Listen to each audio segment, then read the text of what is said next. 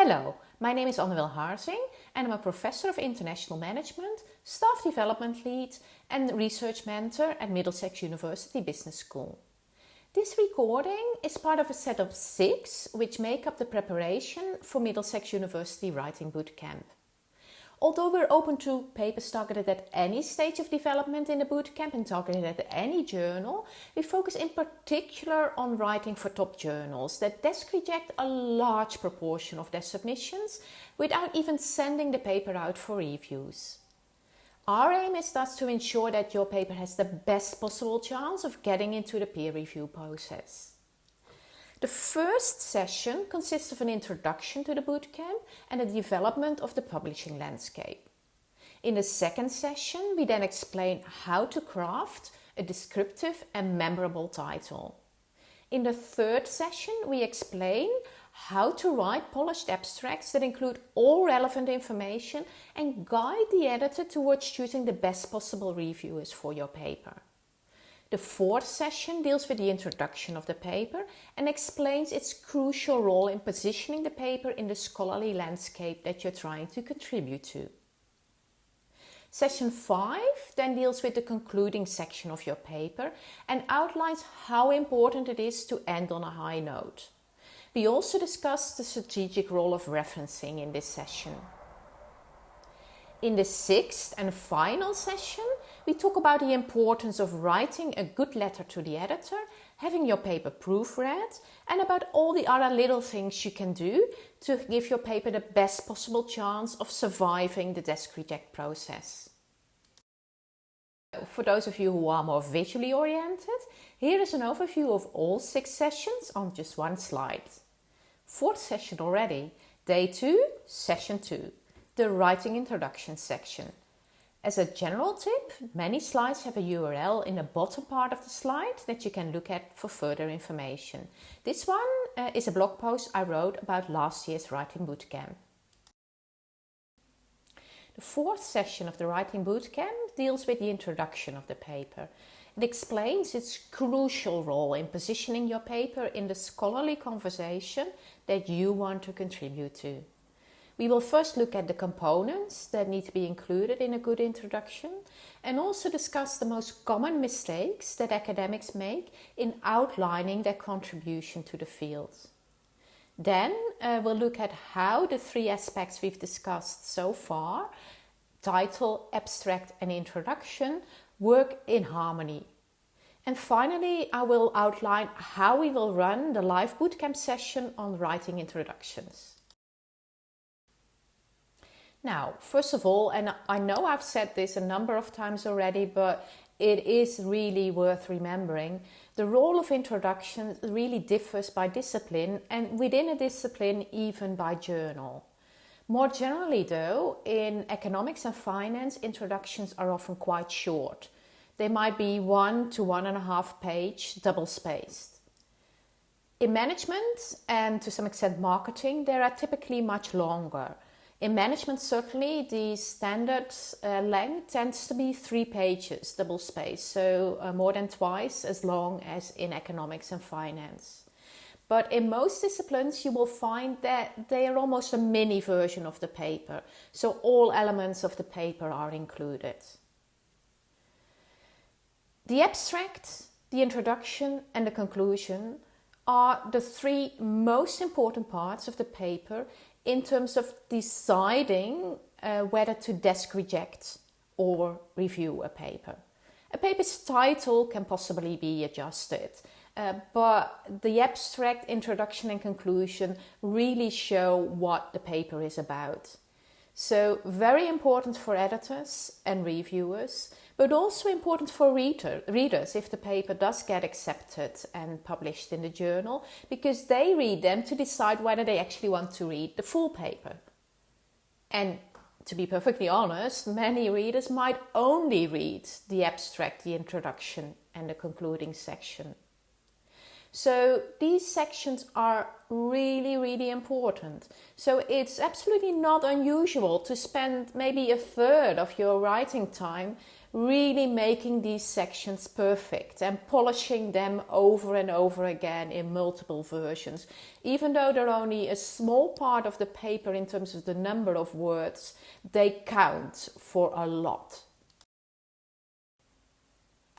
Then obviously the question is, what actually needs to go in the introduction? What are the components of a good introduction?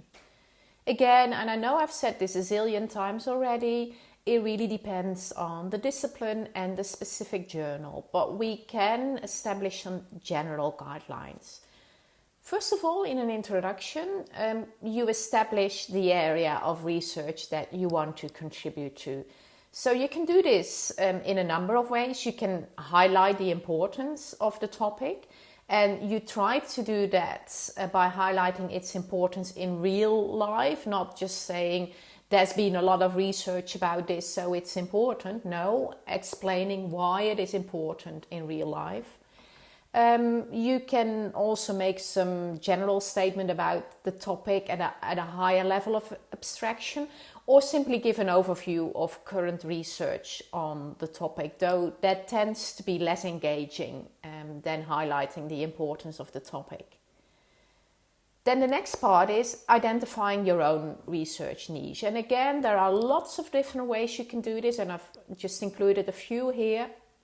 You could, for instance, oppose an existing assumption, say all of the literature in a particular field has taken one particular route of argumentation, and you're going to oppose this. That's always a really good way to make people sit up and say, hey, there's something different going on here. You could also do it in a more traditional way and reveal a gap in the existing research. But as I said before, you can only do this if you have established that research in this area is important, because just because something has not been studied, doesn't mean it has to be studied. Another way which I often see is to argue that this area has been studied quite extensively, but not in this particular context. And the context could be a different country, a different industry, a different type of company or consumers. It's really up to you to define this context. Do be aware though that simply providing a contribution in terms of a new context usually doesn't justify publishing in a top journal. It might be acceptable in lower level journals, but the contribution is seen as more incremental. The only difference, I would say, is if this new context is really exciting and really transforms what people have thought about the topic so far. Then the third part of your introduction is really to place your research in this niche that you're contributing to. So you clearly outline what the intent of your study is, you introduce the key characteristics, the population you're studying, you give the important results of your study, and you give a brief overview of the structure of your paper. I promised we would look at the most common mistake that academics make in positioning their study in the field. And this is really nicely summarized with the term polyfilla research. And I don't know whether you know the brand name polyfilla. It's a substance you use to fill hairline cracks in the wall. And John Bilsbury has written a hilarious article about this in the Journal of Management Education, where he said, I conducted a longitudinal empirical study on the build-up of fluff in my belly button, because nobody had ever done this before, so there was a clear gap in the literature. So really think about, is your research contributing something meaningful? Just because it hasn't been studied before doesn't mean it needs to be studied. You need to explain why your research is important. The buildup of fluff in your belly button could theoretically be important, maybe in some kind of roundabout way in a medical context, I don't know, but most people will realize that this is just a pure waste of time. In defining your contribution, it might be useful to look at the metaphor of building a house. Science is cumulative, so we're not expecting an individual article to build an entire new house. That's not how science works. You are adding a new brick of knowledge to the field. And that brick might be a smallish brick, or it might be a big brick. Not every brick in science is equally big, like the bricks in building a house, but it needs to be a solid brick. What you're not doing in contributing to the literature, or at least what you shouldn't be doing in contributing to the literature, is filling a hairline crack. And when people talk about filling a gap, they often just filling a hairline crack. So you need to find the perfect middle way between building a house, which is obviously not possible in a single article, and filling a hairline crack.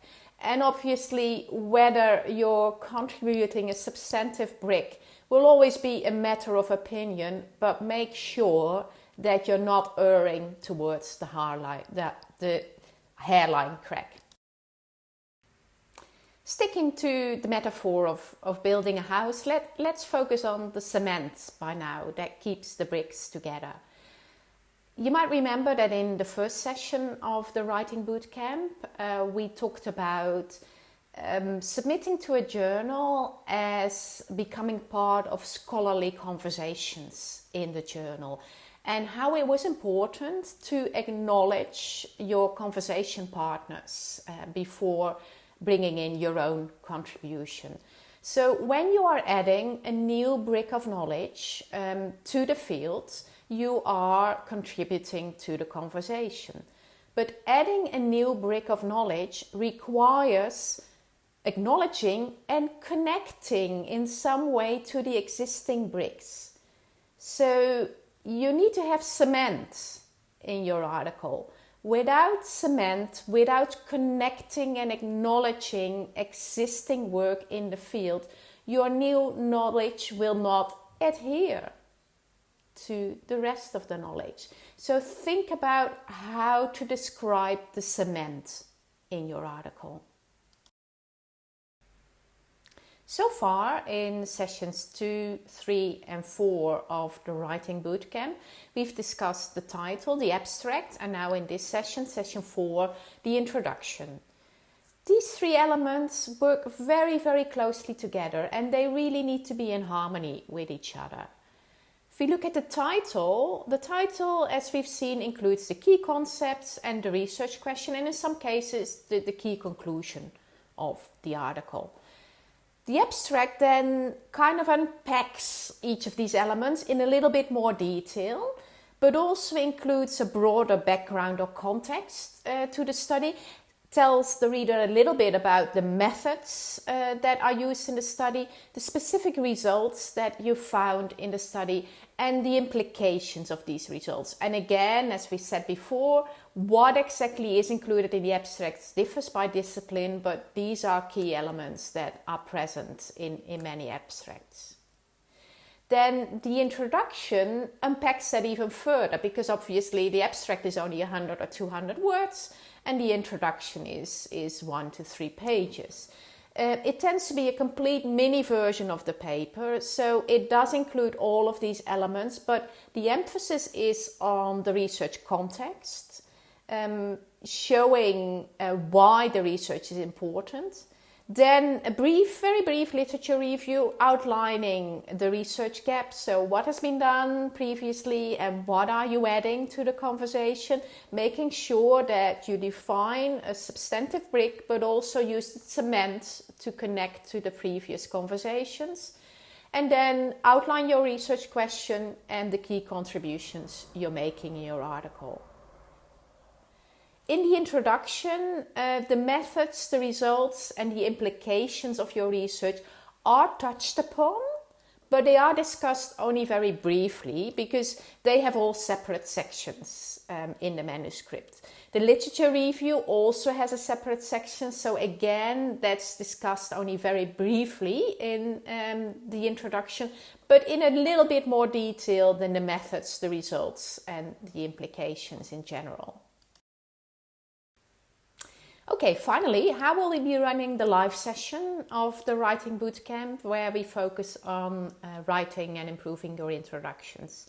Well, first of all, like for any of the sessions, there will be a plenary session at the beginning of 10 minutes, 15 minutes, where you can ask any questions you might have about this recording.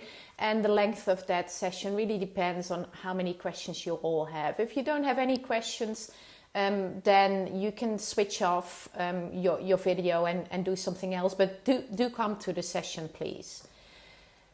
We will then divide the group into subgroups of 3 to 5 people each, probably, and each will be led by a bootcamp mentor. Each of you will go in a breakout room with your bootcamp mentor. So you can start writing or improving your introduction individually. You can also do this with a pair or with your bootcamp mentor if you want, but because it's a big piece of work, it's really hard to do this collectively. So feel free to just switch off your video and your audio and go and work on your introduction on your own. But because your bootcamp mentor will be in the breakout room, you can go back and ask questions if you need to. About 10 minutes before the end of the session, I will bring you all back to the main room. And if you have any questions, you can ask them. If you do have any questions in the meantime, I will be in the main room with my own group, so you can come back to the main room and ask questions.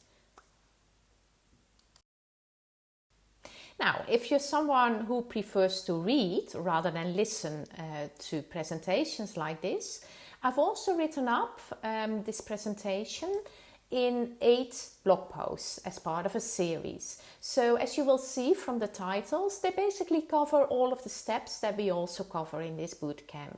So if you look at the bottom part of the slide, you will see the URL of the first installment of this blog post. I hope this session about writing polished abstracts was useful to you. In the next session, which is the 5th session, we'll talk about how to write your conclusion and make sure that you end your paper on a high note.